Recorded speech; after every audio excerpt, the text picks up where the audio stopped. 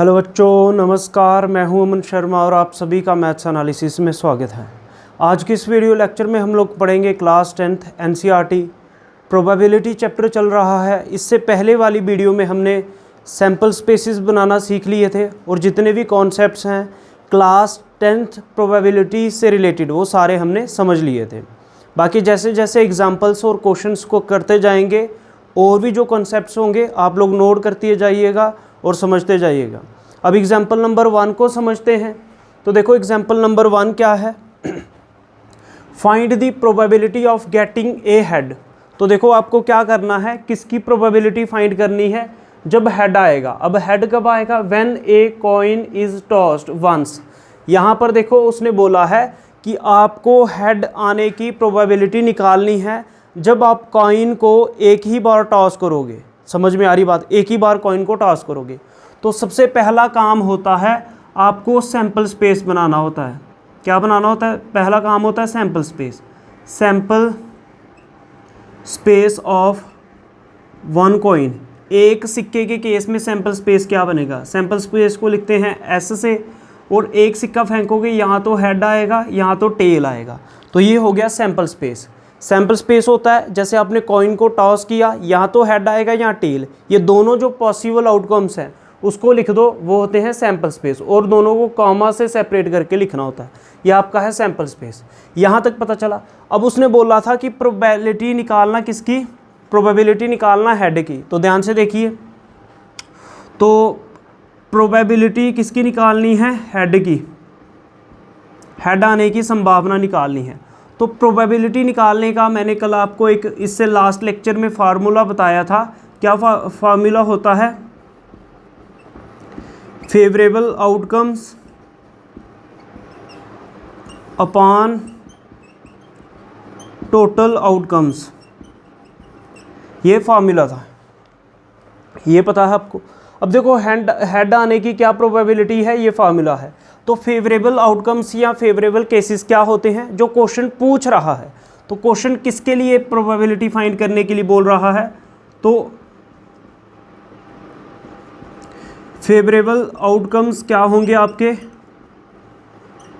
किसको निकालना है, हेड को। समझ रहे हो, फेवरेबल आउटकम्स मतलब जो पूछ रहा है हेड के लिए पूछ रहा है। तो देखो इसमें हेड कितनी बार आ रहा है, एक ही बार आ रहा है, तो फेवरेबल आउटकम आपका 1 होगा। समझ रहे हो। और टोटल आउटकम्स क्या होते हैं, ध्यान से देखिए, टोटल आउटकम्स, टोटल आउटकम्स का मतलब जो सैंपल स्पेस में टोटल एलिमेंट्स हैं। एलिमेंट्स क्या हैं, जैसे हेड एक एलिमेंट है, टेल दूसरा एलिमेंट है, इसी को सैंपल पॉइंट्स भी बोलते हैं। 1 और 1 कितने, 2, तो टोटल आउटकम्स कितनी है, 2। तो आपकी प्रोबेबिलिटी हेड की कितनी आ जाएगी, ध्यान से देखिए, प्रोबेबिलिटी हेड की कितनी आ जाएगी। फेवरेबल आउटकम्स क्या है, मतलब हेड कितनी बार आ रहा है, एक ही बार आ रहा है, तो ऊपर आ जाएगा हेड अपॉन टोटल आउटकम्स। तो टोटल केस कितने थे, 1 और 1 2, तो ये आपकी प्रोबेबिलिटी होगी किसकी, हेड की। क्या यहाँ तक बात समझ में आई, बोलो बच्चों।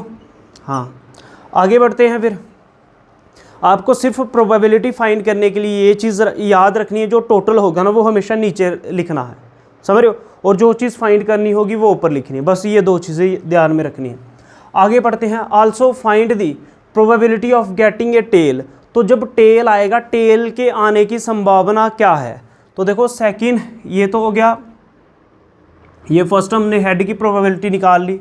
अब सेकंड किसकी निकालनी है, प्रोबेबिलिटी किसकी, टेल की। किसकी बच्चों, टेल की। तो देखो अब मैं डायरेक्ट कर रहा हूँ, बताओ इसमें टेल कितनी बार आ रहा है। फेवरेबल ऊपर लिखना होता है और टोटल नीचे लिखना होता है। बताओ सैंपल स्पेस के अंदर टेल कितनी बार आ रहा है, हाँ एक ही बार टेल आ रहा है। तो टेल एक ही बार आ रहा है, तो फेवरेबल केस हो गया 1 अपॉन टोटल केसेस कितने हैं, 1 और 1 कितने, 2।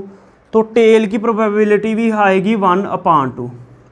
बाकी अगर आपको एग्जाम में लिखना होगा ऐसे पूरा लिख लेना है। बोलो क्या पता चला आपको, प्रोबेबिलिटी टेल की कितनी आएगी, 1/2 आएगी। यहाँ तक पता चला आपको, ठीक है। आगे बढ़ते हैं।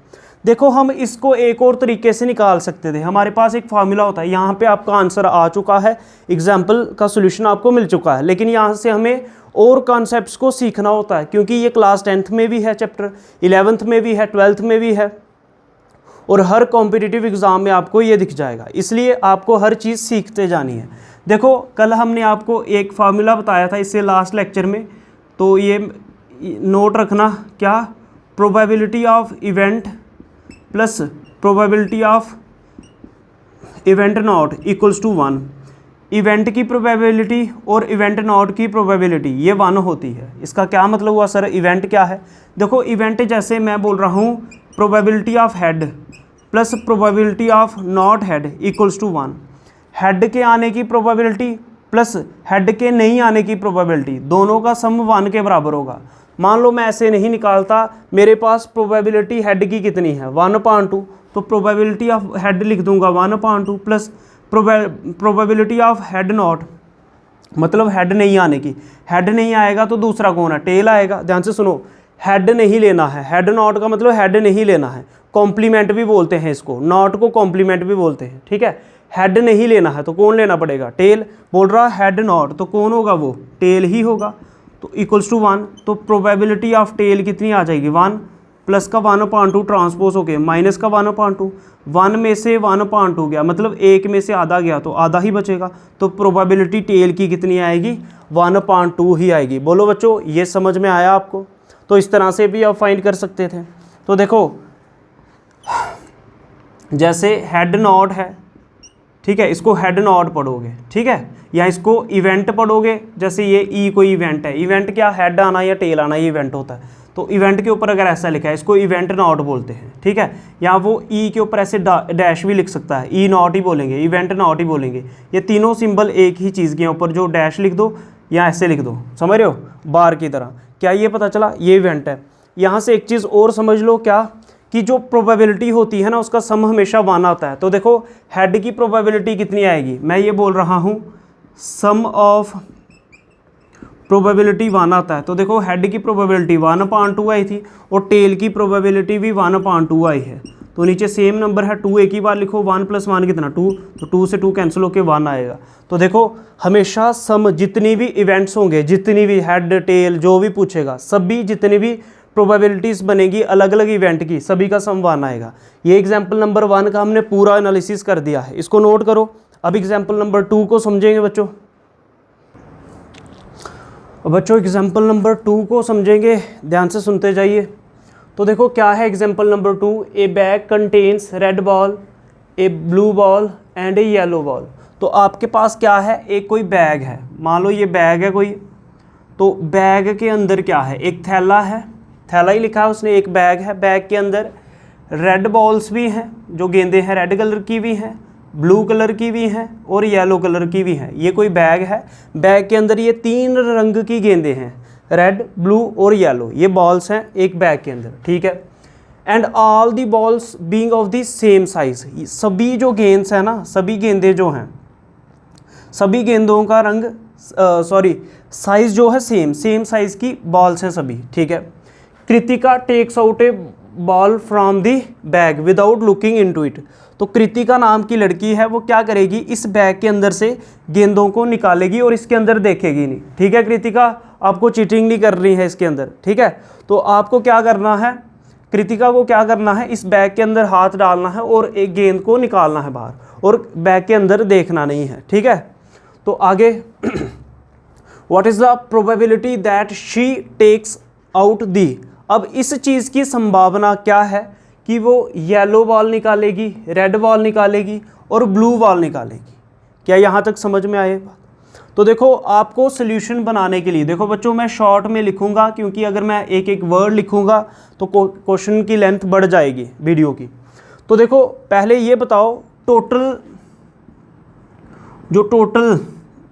आउटकम्स है वो क्या होगा। टोटल आउटकम्स का क्या मतलब, जो टोटल नंबर ऑफ बॉल्स हैं, जो टोटल गेंदें हैं ना, वही होता है टोटल आउटकम्स। तो टोटल गेंदें कितनी है, एक रेड है, एक ब्लू है, एक येलो है, तो 3 आ गया टोटल आउटकम्स। अच्छा तो आपको फर्स्ट पार्ट में तो देखो रेड बॉल्स कितनी है, रेड बॉल ये 1 है, ब्लू कितनी है, ब्लू बॉल्स कितनी है, ब्लू भी 1 ही है, और येलो पीले रंग की गेंदें ये कितनी है, ये भी 1 है। जो आपको इन्फॉर्मेशन दी है क्वेश्चन के अंदर वो सारी लिख लो। ये लिख लिया हमने, सभी एक एक गेंदें हैं हमारे पास सभी रंगों की।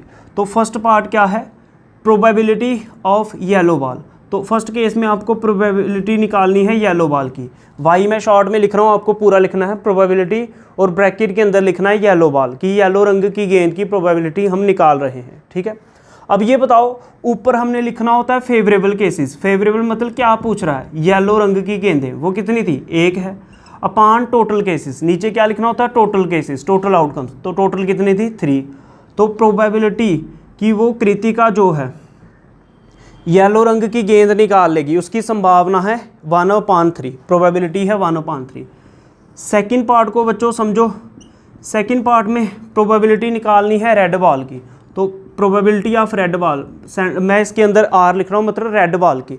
अब देखो क्या फार्मूला होता है, फेवरेबल केसेस। फेवरेबल मतलब किसकी प्रोबेबिलिटी निकालनी है, रेड की निकालनी है। रेड गेंदें कितनी है, 1 है, अपान टोटल केसेस, नीचे लिखना होता है टोटल। टोटल कितना है, 3। तो रेड गेंद की प्रोबेबिलिटी भी कितनी होगी, 1/3। थर्ड पार्ट आ जाते हैं बच्चों। थर्ड में क्या पूछ रहा है, ब्लू बॉल। तो प्रोबेबिलिटी किसकी, ब्लू बॉल की। अब ये बताओ नीले रंग की गेंदें कितनी है, 1 है, तो फेवरेबल केसेस आ गया 1, और टोटल गेंदें कितनी है, 3, तो 1/3। तो ये ब्लू बॉल्स की प्रोबेबिलिटी है। ये एग्जाम्पल नंबर 2 का सोल्यूशन है, इसको अच्छे से नोट कर लो बच्चों, समझते जाओ अच्छे से। एग्जाम्पल नंबर 3 को समझते हैं बच्चों, ध्यान से समझिए, अच्छी एग्जाम्पल है, ध्यान से समझिएगा। Suppose we throw a die once. तो देखो लूडो वाली गेम आ गई फिर से। लूडो वाली डाई आपको लेनी है, जिससे सांप सीढ़ी वाला खेल आप खेलते थे, उसको फेंकना है, मतलब उसको थ्रो करना है। तो देखो सबसे पहले जब भी किसी डाई को रोल्ड किया जाएगा तो सबसे पहला काम है कि आपको सैंपल स्पेस बनाना है। क्या बनाना है बच्चों, सैंपल स्पेस। तो देखो सैंपल स्पेस क्या बनाना है पहले, बोलो बच्चों, हाँ, सैंपल स्पेस किसका, sample space of a die. तो डाई का सैंपल स्पेस क्या होगा, लूडो खेला हुआ बच्चों आपने कभी, तो इस तरह से कुछ होती थी वो, इसके ऊपर नंबर लिखे होते थे 1 से लेके 6 तक, याद आ रहा है, ठीक है। तो सैंपल स्पेस सबसे पहला काम है, उसको किससे लिखते हैं सैंपल स्पेस को, ऐसे से। तो लूडो वाली डाई पे क्या आ सकता है, या 1 आ सकता है, या 2, या 3, या 4, या 5, या 6, 7, 8, 9, 10 कुछ नहीं आ सकता, क्योंकि 6 ही फेसिस होते हैं और 1 से लेके 6 तक उसके ऊपर नंबर बने होते हैं। तो सैंपल स्पेस होगा क्या क्या आ सकता है, डाई को अगर रोल किया तो 1 से लेके 6 तक ही अंक आ सकते हैं, नंबर आ सकते हैं। बोलो चल रहा है पता, ठीक है। सबसे पहला काम है सैंपल स्पेस बनाना, यहाँ तक बात समझ में आई। अच्छा, अब आगे देखते हैं, what is the probability of getting A number greater than 4। 4 से बड़े नंबर, ध्यान से सुनिए, 4 से बड़े नंबर आने की संभावना क्या है, 4 से बड़े नंबर आने की प्रोबेबिलिटी क्या है। तो देखो 4 से बड़ा कौन है, आपको इधर ये बताओ 4 से बड़ा कौन कौन है, 5 और 6 यही है 4 से बड़े। तो यही पूछा उसने, प्रोबेबिलिटी क्या है of getting A number greater than 4। 4 से बड़े वाले नंबर जो हैं उनकी प्रोबेबिलिटी क्या है। तो देखो क्या, पहले ये लिख लो, नंबर ग्रेटर देन 4। 4 से बड़े वाले नंबर कौन है, नंबर ग्रेटर देन 4। 4 से बड़ा नंबर कौन है, 5 और 6, समझ रहे हो, 5 और 6 4 से बड़े हैं। तो अब लिखना होता है उसके बाद क्या, फेवरेबल आउटकम्स, जो 4 से बड़े नंबर वो मांग रहा है उसी को बोलेंगे फेवरेबल आउटकम्स या फेवरेबल केसेस। तो 4 से बड़े नंबर बताओ इधर, 4 से बड़े नंबर कितने हैं, 2 ही हैं, 2 ही हैं 4 से बड़े नंबर। तो फेवरेबल केसेस में आ जाएगा 2। 2 का मतलब क्या, नंबर 2 हैं, 5 और 6 तो हैं, ये नंबर 5 और 6 हैं, लेकिन ये काउंटिंग में कितने हैं, ये 2 नंबर हैं, समझ रहे हो, 1 और 1 2। तो टोटल बताओ, टोटल आउटकम्स कितने हैं, टोटल आउटकम्स कितने हैं 6, तो 6 ही नंबर आ सकते हैं अलग अलग, तो टोटल आउटकम्स हो गया इतना। तो अब निकालो प्रोबेबिलिटी किसकी प्रोबेबिलिटी, नंबर ग्रेटर देन 4। किसकी प्रोबेबिलिटी निकालनी थी, नंबर ग्रेटर देन 4। 4 से जो बड़े नंबर हैं उनकी प्रोबेबिलिटी निकालो। तो फेवरेबल केस ऊपर लिखते हैं, तो ऊपर लिखते हैं फेवरेबल आउटकम्स और नीचे लिखते हैं टोटल आउटकम्स। तो ये हम बच्चों पार्ट नंबर यहाँ से पार्ट नंबर फर्स्ट शुरू हो गया है, ठीक है। तो फेवरेबल आउटकम्स जो 4 से बड़े नंबर हैं, 4 से बड़े नंबर कितने हैं, 2 हैं, अपान टोटल आउटकम्स, टोटल नंबर कितने थे, 6, तो 2 अपान 6 आ जाएगा। 2 1 ज़ा 2 और 2 3 ज़ा 6। तो आपकी प्रोबेबिलिटी जो नंबर 4 से बड़े हैं उसकी है 1 अपान 3। बोलो यहाँ तक समझ में आया? आप लोग यहाँ तक नोट कीजिए इसको।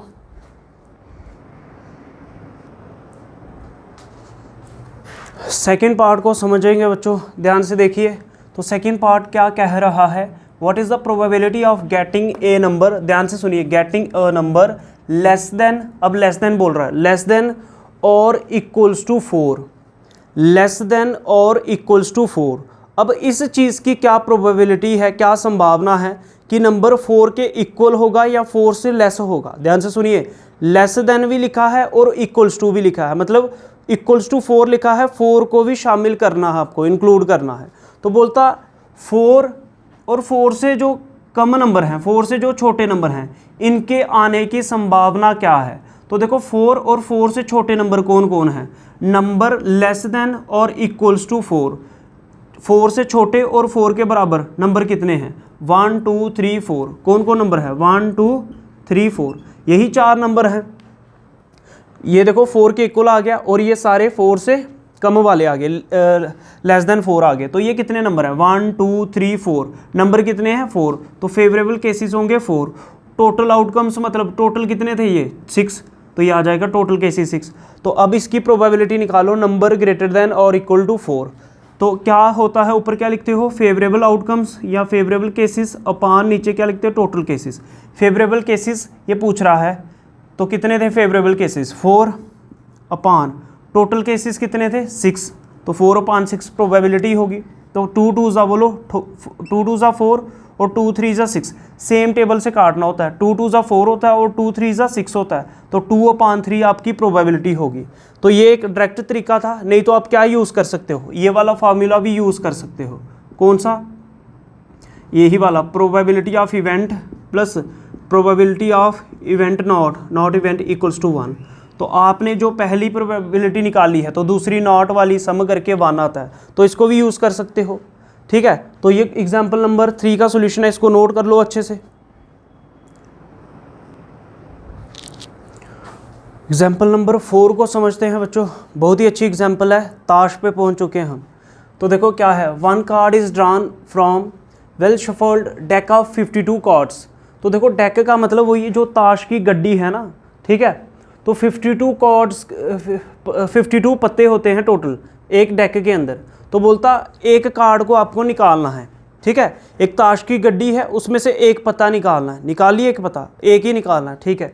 तो अब आगे समझो, calculate the probability that the card will, तो वो कार्ड कौन सा आएगा। देखो एक ताश की गड्डी है, आपको एक पत्ता उसमें से निकालना है, ठीक है।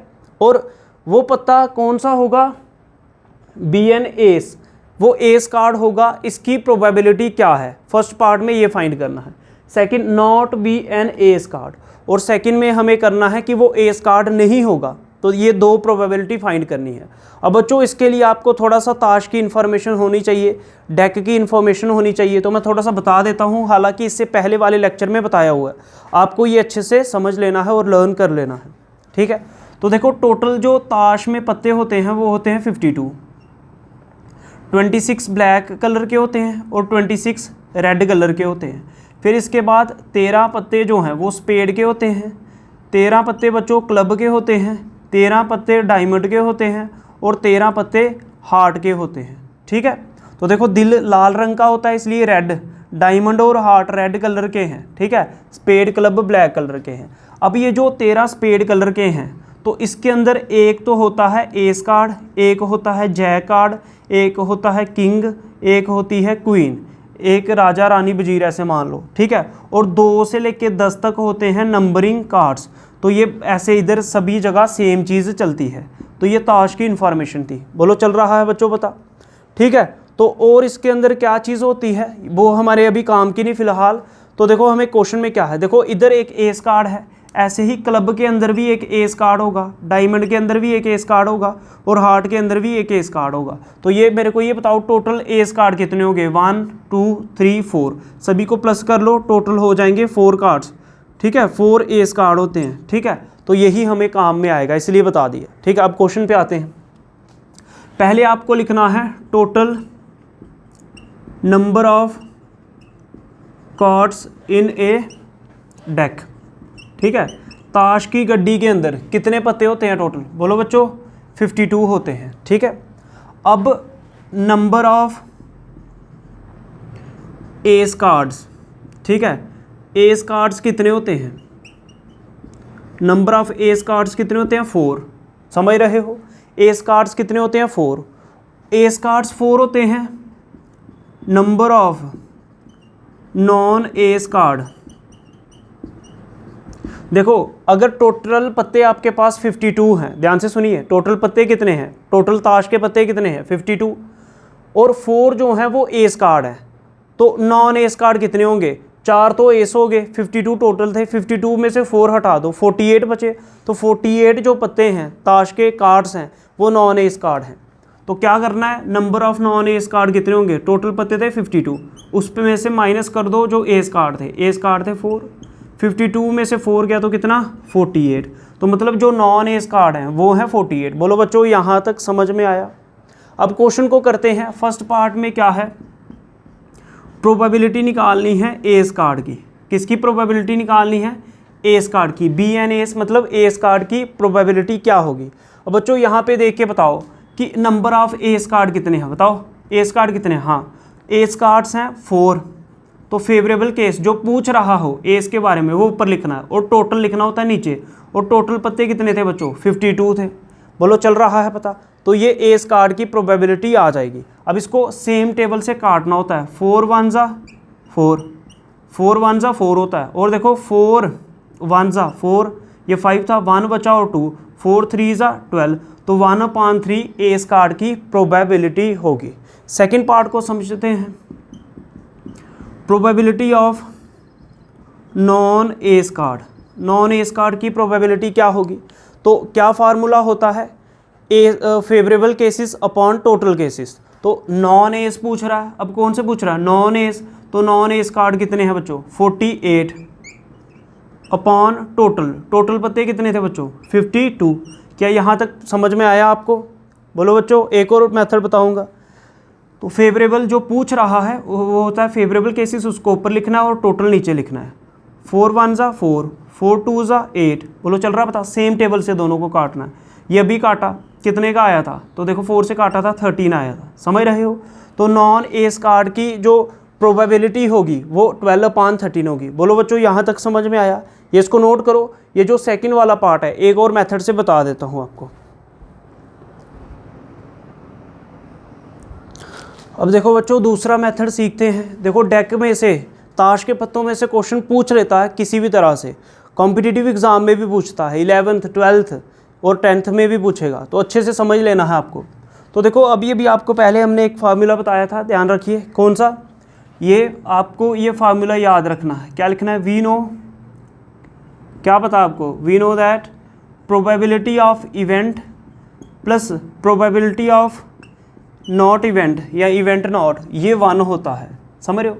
अब देखो जैसे मेरे पास प्रोबेबिलिटी है एस कार्ड की, ठीक है, कौन सी प्रोबेबिलिटी, एस कार्ड्स की, प्लस प्रोबेबिलिटी ऑफ किसकी, नॉन एस कार्ड की, ठीक है, ये 1 आएगी। बोलो बच्चों, पता चला, probability of S cards plus probability of non S, जो एस नहीं है, दोनों की सम करके 1 आएगा। अब एस कार्ड की प्रोबेबिलिटी कितनी आई थी बच्चों, बोलो बच्चों, हाँ, तो वो आई थी 1/13। देखो एस कार्ड की प्रोबेबिलिटी आई थी 1/13 plus probability of non S card, ठीक है, नॉन एस कार्ड, दोनों का सम 1 आएगा।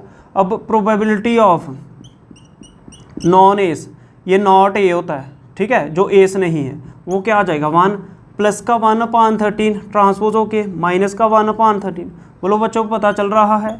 Non S card, not a पढ़ते हैं या कॉम्प्लीमेंट ऑफ ए भी पढ़ सकते हैं। इसको इससे करो, 13 1 जा 13, 13 माइनस 1, देखो इसको 13 को 1 से करोगे 13, और इसके नीचे कुछ नहीं तो 1, 1 इंटू 1 1, और नीचे 13 1 सा 13, 13 माइनस 1 कितना 12/13। तो देखो पहले भी यही आया था, तो नॉन एस कार्ड की प्रोबेबिलिटी कितनी आएगी 12/13।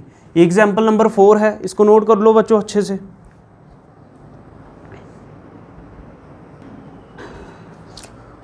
बच्चों हम उम्मीद करते हैं कि आपको ये चारों एग्जाम्पल्स जो हमने समझाई आपको समझ में आई होंगी। अगर आपको कोई भी डाउट हो तो आप कमेंट सेक्शन में पूछ सकते हो, और चैनल को सब्सक्राइब कर लो, वीडियो को लाइक करो, शेयर करो। जय हिंद, जय भारत, नमस्कार।